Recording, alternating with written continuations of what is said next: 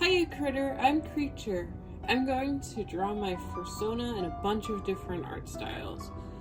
Well, only TV shows and movies with anthropomorphic characters. See, there is obviously a lot of furry media that I like, but the interesting thing to me is the differences in how these medias decide to anthropomorphize their characters. Creadin, my Fursona, presents unique challenges when adapting him, as not every show or movie will feature examples of what a raccoon, much less a cocomistal, would look like in its world. This is good because it means that I am less encouraged to copy an existing design directly.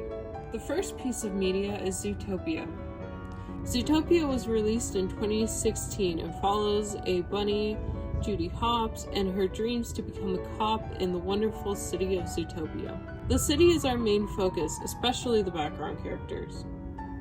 In November 2025, Zootopia 2 not only expands the story, but also the city of Zootopia, including several locations and, more importantly, new species, so they must have raccoon characters.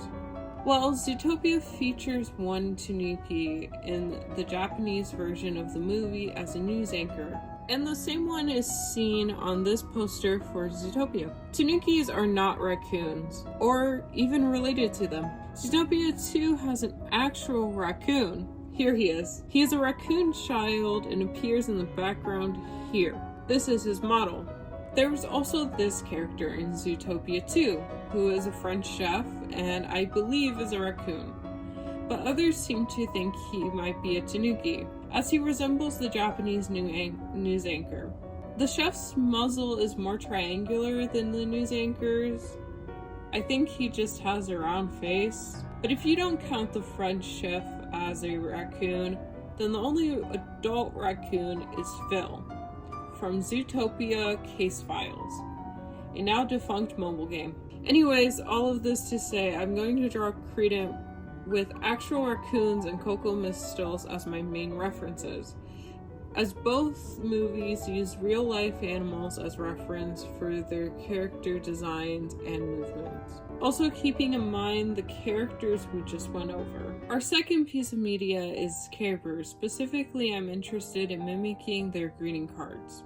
The general style for the Care Bears is interesting to me, as the TV show especially influenced other shows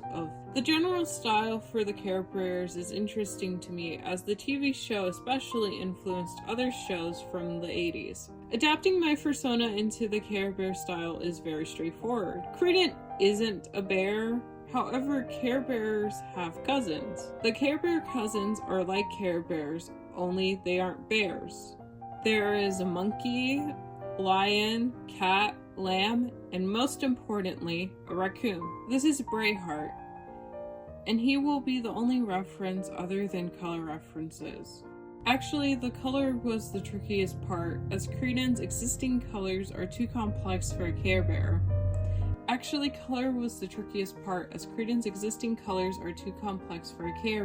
As most Care Bears and cousins are only one color. My solution is to emphasize Creadin's different colored arms and make him fully split colored.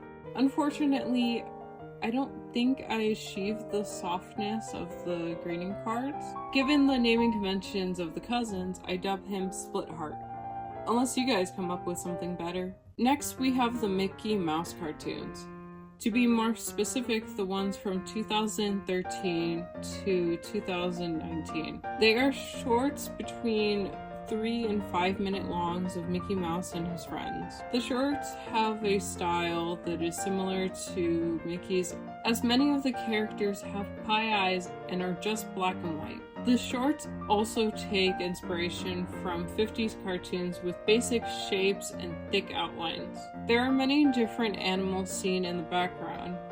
From looking through a handful of episodes, I did not find any raccoon characters. I'm going to base my design on the cats, but with a pointy muzzle. You know, most of these designs look like foxes before I draw on the eye mask. This by far was the simplest one to draw.